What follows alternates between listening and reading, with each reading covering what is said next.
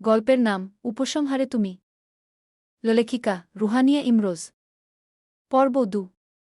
নওয়াফ হুমকি দিলেও অমন কিছুই করেনি, অন্যান্য নর্মাল দিনের মতোই আচরণ তার। সকালে ছেলেকে রেখে কাজে বেরোনোর পর ফিরেছে সন্ধ্যার একটু আগে। হাতে ছিল এক গাদা ইফতারের বাজার। বাসায় ঢুকেই মেয়েদের উদ্দেশ্যে বলে, আজ এখানেই ইফতার হবে, রেডি কর সব কিছু। বাবার উপর অভিমান নাকি ভিন্ন কারণ কে জানে। বহু বছরের নিয়ম ভেঙে নওয়াফ নিজের ফ্ল্যাটে ইফতারি করার সিদ্ধান্ত নেয়। দৃশ্যখানা দেখে কেঁদে ফেলেন নাজনীন বেগম। বকাবকি করতে থাকেন স্বামীকে, কিন্তু আশরাফ শিকদার নির্বিকার। স্বামীর অমন ভাবলেশহীন ভাব দেখে নাজনীন বেগম এর সমস্ত রাগ গিয়ে পড়ে চিত্রলেখার উপর। কথায় আছে না, শক্তের ভক্ত নরমের জম। চিত্রার বেলায় খাটছে সেই নীতি। নাজনীন বেগম চাইলেও স্বামী বা সন্তানকে কিছু বলতে পারবেন না। তবে পরের মেয়েকে দুই কথা শুনিয়ে মনের রাগ তো মেটাতে পারবেন। ওদিকে শেহরিতে স্টোর রুমে ঢোকার পর চিত্রা আর বেরোয়নি। সারাটা বেলা শুয়েই কাটিয়েছে। তার হতাশাগ্রস্ত মন ভবিষ্যতের চিন্তায় অস্থির। চিত্রা বুঝে গেছে দুমুঠো ভাতের জন্য সম্মান জলাঞ্জলি দেওয়া সম্ভব নয় তার পক্ষে। কথার আঘাত তীব্র যন্ত্রণা দেয়, তছঞ্ছ করে ফেলে ভেতরটা। তাহলে এখন উপায় একটাই, সামনের এডমিশনে পাবলিকে চান্স নেওয়া। অতঃপর ২-৪টে টিউশনি ধরে চিরতরে এই বাড়ি থেকে চলে যাওয়া। সমাধান মিলতেই চিত্রার চোখের কোল বেয়ে অভিমানী অশ্রুকণা গড়িয়ে পড়ে। মেয়েটা নিজেই দুহাতে চোখ মুছে ফোপাতে ফোপাতে বলে, কেউ নেই আমার, কিচ্ছু নেই পাওয়ার। শ্বাস নেওয়া মানেই বেঁচে থাকা। সুখ শান্তি তো কেবল অলৌকিক পুরাণ কথা। চিত্রার কান্না পায়। ভেতরটা উথলে ওঠে নিদারুণ যন্ত্রণায়, কিন্তু আর কাঁদবে না সে।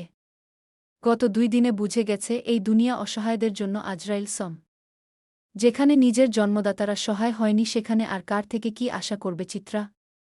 অসহ্য যন্ত্রণাগুলোকে গিলে ফেলার জন্য বড় বড় করে শ্বাস নেয় চিত্রা। বুকের ভেতরটা জ্বলে যাচ্ছে। পেটের ভেতর অসহ্য রকমের ক্ষুধা। সব মিলিয়ে উদ্ভ্রান্ত অবস্থা তার। চিত্রা যখন নিজের সাথে যুদ্ধ করতে ব্যস্ত, ঠিক তখনই দরজায় টোকা পড়ে। চিত্রা কান্না আটকে বলে, কে? নাফিমের ন্যানি বলে, স্যার আপনারে ডাকছে ম্যাডাম। চিত্রার বুক ছ্যাঁত করে উঠে। স্যার মানে তো নওয়াফ। সে কেন ডাকবে চিত্রাকে? আবার কি কোনো ভুল করে বসেছে অজান্তেই? চোখমুখ মুছে নিজেকে প্রস্তুত করে চিত্রা। অহেতুক ভাবনা ভেবে তো লাভ নেই, গিয়েই দেখবে না হয়। যথারীতি উঠে দ্রুত নিজেকে ঠিকঠাক করে নিয়ে ধীর কদমে ড্রয়িং রুমের দিকে এগিয়ে যায় চিত্রা। আয়ানের মাত্র ৫ মিনিট বাকি আছে। শাওয়ার শেষে ছেলেকে নিয়ে টেবিলে হাজির হয়েছে নওয়াফ। নাফিমটা দুষ্টু হলেও একদম বাপের নেওটা। নওয়াফ একবার কোনো কিছুতে বাধা দিলে ভুলেও ধরবে না সেটা। তবে বাবার অনুপস্থিতিতে তার বাদরামি আকাশ ছোঁয়। ছেলেকে মোনাজাত করা শেখাচ্ছিল নওয়াফ, এমন সময় গুটিসুটি পায়ে এসে হাজির হয় চিত্রা। ছেলের হাত ছেড়ে নওয়াফ তাকায় মুখ নিচু করে দাঁড়িয়ে থাকা চিত্রার পানে। মেয়েটা গুমসুম, মুখে রা নেই। নওয়াফ তার ভাবমূর্তি দেখে নিখুঁত নজরে মাথা থেকে পা পর্যন্ত পরখ করে। চিত্রার পরনে আছে সফট কটনের একটা কামিজ। কমলা রঙের হওয়ায় শ্যামকন্যাকে মনোরম দেখাচ্ছে, তবে চোখ মুখের অবস্থা ভয়ঙ্কর। নওয়াফের ভ্রু কুঁচকে যায় রীতিমতো। এই মেয়ে কি সারাদিনই কাঁদে? আনমনে প্রশ্নটা আওড়ালেও মুখে কিছু বলে না। ওদিকে চিত্রা খাম্বার মতো দাঁড়িয়ে থাকে। বুঝে উঠতে পারে না কি করবে। তার মুশকিল আসান করে দেয় নাফিম। উচ্ছ্বসিত গলায় হাত নেড়ে নেড়ে বলে, মাম্মাম, আতো এখানে, আসো এখানে। নাফিমের ডাকে চমকে উঠে চিত্রা। নওয়াফও স্তব্ধ হয়ে যায়। কিয়ৎকাল চেয়ে রয় নাফিমের গোলগাল ফরসাটে চেহারার দিকে। দুজনকে নির্বিকার দেখে নাফিম খুশিতে আত্মহারা হয়ে ডাকে, মা। নাফিম বাকিটুকু উচ্চারণ করার আগেই নওয়াফ করা গলায় বলল, shut up Nafi, she is not ইনোর মাম্মাম। বাবার মৃদু ধমকে কেঁপে উঠে চুপসে যায় বাচ্চাটা।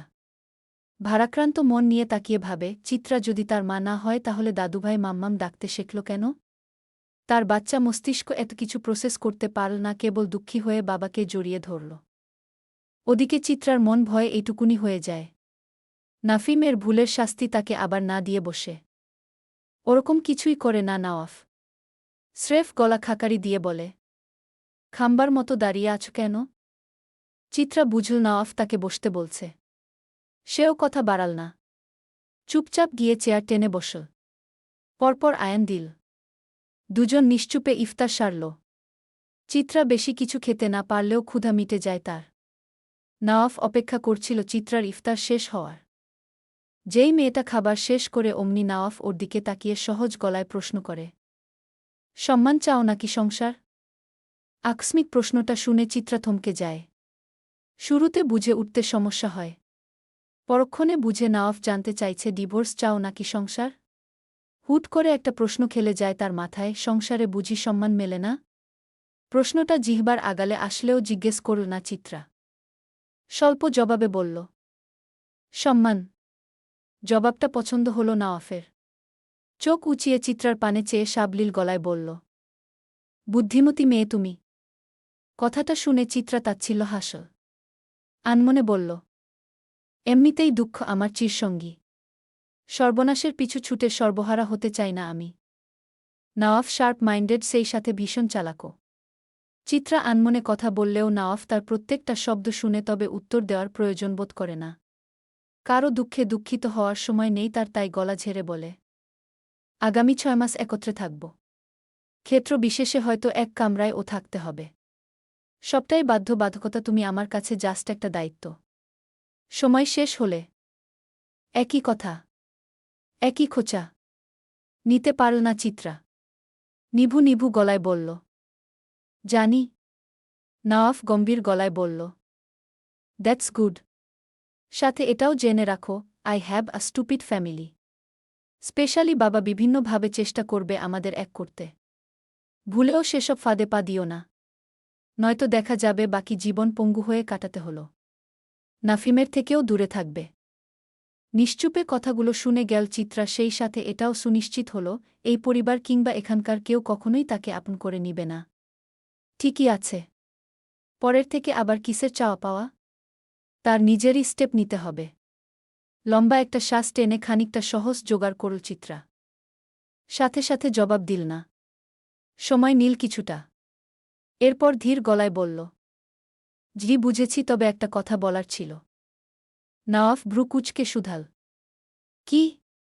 চিত্রা সাহস নিয়ে বলল, আমি পড়তে চাই। সামনে এডমিশন। নাফিম ইন শর্টে বলে উঠল, অনলাইন কোচিংয়ে ভর্তি করে দিব। বইয়ের লিস্ট ড্রাইভারকে দিলে সে এনে দিবে। চিত্রার মনে হল তার বুকের উপর থেকে বিশাল একটা ভার সরে গেছে। গুড নিউজটা অপ্রত্যাশিত ঠেকল। সে ভাবেতেও পারেনি নওয়াফ এভাবে রাজি হয়ে যাবে।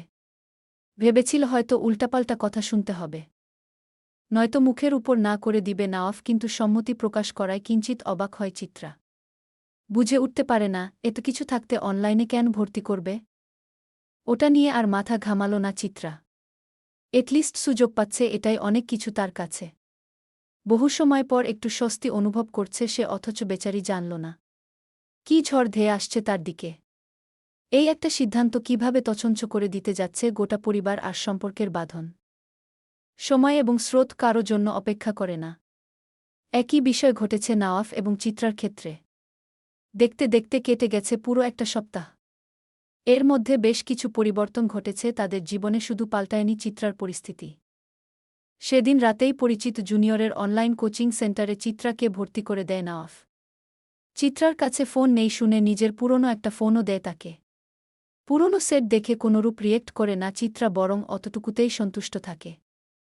নওয়াফ ভেবেছিল চিত্রা হয়তো মুখ কালো করে ফেলবে, কিন্তু ঘটনার প্রেক্ষিতে চিত্রার নির্বিকার রূপ দেখে বুদ্ধিমান নওয়াফ বুঝে যায় নিজের জন্য চিত্রার মনে বিতৃষ্ণা জাগাতে সক্ষম সে। ভাবনাটা ভীষণ স্বস্তি দেয় নওয়াফকে। চিত্রা ঝামেলা ব্যতীত কিছুই না তার নিকট। এই আপদ দূর হলেই বাঁচে সে।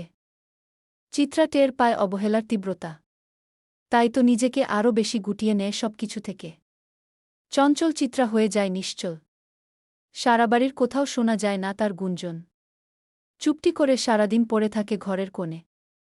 মনে মনে ভাবে কয়টা টিউশনি পেলে মুক্তি মিলবে এই আশ্রয়কেন্দ্র থেকে। কত টাকা আয় করলে 3 বেলার খাবার যোগান দিতে পারব।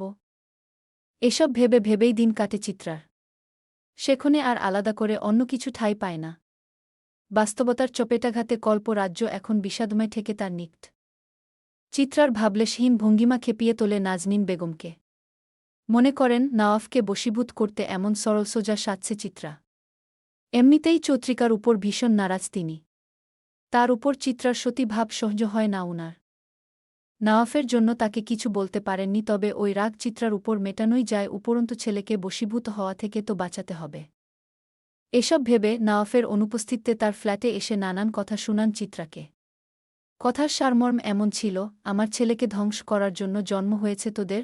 প্রত্যুত্তরে চিত্রা অস্ফুটস্বরে বলে, কিসব বলছেন? ব্যাস এটাই আগুন জ্বালিয়ে দেয় নাজনীন বেগমের মাথায়। গায়ে হাত না তুললেও মুখের কথা হয়ে উঠে লাগাম ছাড়া। নানান গালিগালাজ শেষে তিক্ত গলায় বলেন, তাহলে ওর ঘাড়ে এসে জুটছিস কেন? জবাব দিতে পারে না চিত্রা। নাজনীন বেগম আরও দুচার কথা শুনিয়ে এরপর বলেন, বসে বসে আমার পোলার অন্ন ধ্বংস করতে লজ্জা লাগে না? হাহ, কাকে কি বলছি আমি? শরীর বিকিয়ে আহার কেনা তো তোদের পেশা। চিত্রা ছোট হলেও ওই কথার মানে বুঝতে একটুও সমস্যা হয় না তার। বেচারি একদম থম মেরে যায়। হতবাক হয়ে তাকায় নাজনীন বেগমের পানে। ভদ্রমহিলা বুঝতে পারেন বেশি বলে ফেলেছেন তিনি। চিত্রার ওই দৃষ্টি দেখে কিঞ্চিত অপরাধবোধ অনুভব হয় উনার, কিন্তু ইগোর কাছে হার মানতে নারাজ তিনি। চিত্রার চোখ বেয়ে টপ টপ করে পানি পড়তে দেখে দ্রুত পায়ে বেরিয়ে যান তিনি। ওইদিকে ক্ষতবিক্ষত চিত্রা হু হু করে কেঁদে উঠে। বুকের ভেতরটা জ্বলে পুড়ে আঙ্গার হয়ে যায়, তা ঠিক তখনই ওর কাঁধে হাত রাখে কেউ। চিত্রা রক্তিম চোখে চাইতেই দেখে নাফিম কৌতূহলী দৃষ্টিতে তাকিয়ে আছে ওর দিকে। চোখটা ছোট ছোট করে বিজ্ঞের মতো শুধায়, কাদু কেন? বেতা পেয়েছ মাম্মাম? অস্ফুটস্বরে বলা কথাগুলোতে কি ছিল কে জানে? চিত্রা কোনো কিছু না ভেবে ঝাপটে ধরে বাচ্চাটাকে টলমলিয়ে উঠে বেচারা শেষবের তোয়াক্কা না করে নাফিমের ছোট্ট বুকে মুখ লুকিয়ে ফুপিয়ে কাঁদে চিত্রা। নাফিম একটুও ছটফট করে না। শান্ত বাচ্চার মতো স্টান দাঁড়িয়ে থাকে। কতদিন পর মাম্মাম তাকে ভালোবাসছে, সরলে যদি রাগ করে চলে যায় আবার? মাতৃস্নেহের স্বাদ পেতে অবুঝ শিশুটা ওভাবেই থাকে। ৪৫ মিনিট পেরোনোর পরও যখন চিত্রা থামে না, বিভৎস স্বরে কাঁদতে থাকে, তখন ধৈর্য হারিয়ে ফেলে নাফিম। উসকুস করে বলে, পায়ে বেদনা করে মাম্মাম। নাফিমের কথায় কিঞ্চিত থামে চিত্রা, কিন্তু ছাড়ে না। ওকে কোলে তুলে পুনরায় জড়িয়ে ধরে, যেন চিত্রার প্রিয় কোনো পুতুল। ছাড়লেই হারিয়ে যাবে অদূরে। নাফিমও লক্ষ্মী বাচ্চার মতো জড়িয়ে ধরে চিত্রার গলা। বেচারি চিত্রা নীরবে ফোপাতে থাকে। নাফিমের ছোট্ট মস্তিষ্ক ধরতে পারে না অত জটিলতা। ভেবে নেয় হয়তো পাপা বকা দিয়েছে মাম্মামকে, তাই কাঁদছে। নাফিম বুজুর্গদের মতো ছোট্ট হাতে আঁকড়ে ধরে চিত্রার মাথা। এরপর আদুরে স্বরে বলে, কাঁদু না মাম্মা। বাবাকে বকে দিবে নাফিম। অসময়ে অবুঝ শিশুটাকেই আপন মনে হয় চিত্রার। অন্তত কারও মনে তো তার জন্য একটা মায়াদয়া আছে। সে ফোপাতে ফোপাতে বলে, আমি কি খুব খারাপ আব্বু? নাফিম দুপাশে মাথা নাড়িয়ে বলে, নু, আমাল মাম্মাম মেলাগুলা ভালো। পরিমাপ বোঝাতে সে ছোট্ট হাত দুটো মেলে দেয়। চিত্রা শব্দ করে কেঁদে ফেলে নাফিম বিপাকে পড়ে যায়। তার মাম্মাম তো ভালোই ছিচকাদুনে। কোনো উপায় না পেয়ে ভারাক্রান্ত গলায় বলে, তোমাকে এত্তগুলা চকলেট দিব, মেলাগুলা ভালোবাসাও দিব, আচ্ছা খেলায়ও নিব, তাও আল কেঁদো না মাম্মাম। নাফিমের কথাগুলো ম্যাজিকের মতো কাজ করল। চিত্রাও বাচ্চা হয়ে গেল এক মুহূর্তের জন্য। দুহাতে চোখ মুছে বলল, আর কাঁদব না বাবাই। তুমি একটু ঘুম পাড়িয়ে দিবে মাকে? নাফিম ঠোঁট উল্টে আধো আধো স্বরে বলল, নাফিম স্মল বয়, তোমাকে কুলে নিতে পারব না তো। চিত্রা ফিক করে হেসে দেয়। নাফিমকে কোলে তুলে বিছানায় শুইয়ে দিয়ে তার পেটের কাছটায় মাথা রেখে শোয়। অতঃপর নাফিমের ছোট্ট ছোট্ট হাতগুলো নিজের মাথায় রেখে বলে, এই ছোট্ট মাথায় ভয়ানক সব স্মৃতি জমাটবদ্ধ, যা ক্ষণে ক্ষণে ভীষণ যন্ত্রণা দেয় তোমার মাম্মামকে। ফলস্বরূপ বহুদিন ধরে ঠিকমতো ঘুমায় না সে। তুমি কি একটু স্নেহের হাত বুলিয়ে দিবে বাবা? মাম্মাম একটুখানি শান্তির ঘুম দিতে চায়। শোয়া মাত্রই নাফিমের চোখ ও ছুটো ছুটো হয়ে এসেছে। চিত্রার ভারিক্কি কথাগুলো না বুঝলেও আবছা আবছা কিছু কথা বুঝল নাফিম। তাতেই অনভিজ্ঞ হাতে চিত্রার চুল উল্টেপাল্টে গিট্টু পাকিয়ে বসল। এতে একটুও রাগল না চিত্রা, উল্টো শান্তিতে চোখ বুজে ফেল। কে জানত এই স্বস্তি স্রেফ ক্ষণিকের? চিত্রা যদি টের পেত এক ভয়ানক ঝড় ধেয়ে আসছে ঘণ্টা খানেকের মধ্যে, তবে কি সে ঘুমাতে পারত এত স্বস্তি নিয়ে? বেচারি টেরই পেল না, অথচ এক নিমিষেই পাল্টে গেল পুরো গল্প। বদলে গেল সব যুক্তি, তর্ক আর নীতি। গল্প কেমন লাগলো অবশ্যই বলে যাবেন, আর গল্প আগে পেতে চ্যানেল সাবস্ক্রাইব করেন।